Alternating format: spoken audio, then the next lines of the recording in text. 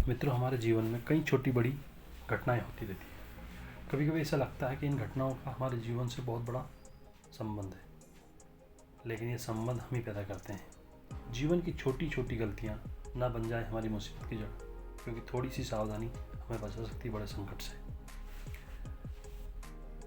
क्या आपने कभी सोचा है कि जिंदगी की बड़ी परेशानी किसी बहुत छोटी सी लापरवाही से शुरू होती है। कभी किसी ने टोक दिया, कभी किसी ने छींक दिया, कभी बिल्ली रास्ता काट गई और आपने कहा अरे कुछ नहीं होता इन बातों से। लेकिन याद रखिए, समुद्र भी बूंद बूंद से भरता है और विनाश भी छोटी भूलों से शुरू होता है। आज की यह बात अंधविश्वास नहीं, सचेत जीवन की कला है। छोटी चीज़ें लेकिन प्रभाव इनका बहुत बड़ा होता है। हमारे शास्त्र कहते हैं सूक्ष्म ही स्थूल छिपा होता है। सूक्ष्म में ही स्थूल छिपा होता है। जिस तरह छोटी सी दरार पूरे बांध को तोड़ सकती है, उसी तरह छोटी सी असावधानी पूरे जीवन को हिला सकती है। आज हम उन्हीं छोटी लेकिन असरदार बातों पर चर्चा करेंगे, जिन्हें लोग मिथक समझकर नज़रअंदाज कर देते हैं। बोलने की सावधानी बहुत महत्वपूर्ण होती है। शब्द ब्रह्म होते हैं। आप कैसे बोलते हैं यह तय करता है आपका भाग्य कैसा बनेगा। बार बार कहना मेरी किस्मत खराब है, मुझसे कुछ नहीं होगा, सब गड़बड़ है। याद रखिए, शब्द पहले वातावरण बनाते हैं, फिर घटना होती है। घर से निकलते समय, किसी काम से पहले, सुबह उठते से ही कटु शब्दों से बचिए। शास्त्र कहते हैं वाणी ही वरदान है, वाणी ही अभिशाप है। ये छोटी बात नहीं है, बहुत बड़ी बात है। वाणी ही वरदान है, वाणी ही अभिशाप है। इसलिए सोच समझ कर बोले, तोल कर बोले। कबीरदास जी ने कहा वाणी ऐसी बोलिए, वाणी ऐसी बोलिए, मन का आपा होए, ओरन को शीतल करे, आपों शीतल होए। तो ध्यान रखें, वाणी भी आपकी मुसीबत की जड़ बन सकती है। फिर आपका उठने बैठने का तरीका, ये भी एक ऊर्जा का खेल है।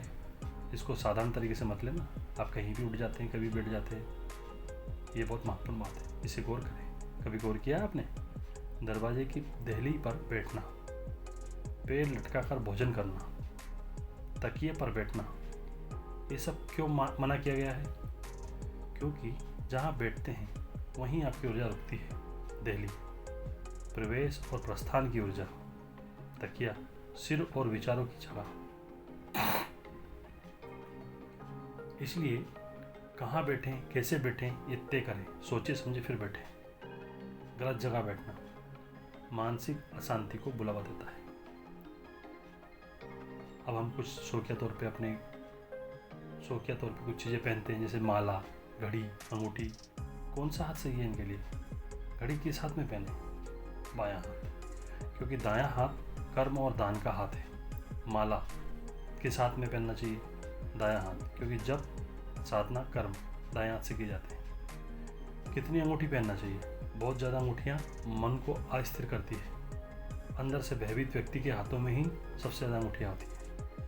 हर ग्रह से भयभीत होकर हर ग्रह की अंगूठी पहनता है, लेकिन हर ग्रह तुम्हारी कुंडली पर नहीं बैठा है। तुम्हारे कर्म ही तुम्हारे ग्रह बनकर तुम्हारी कुंडली पाते हैं।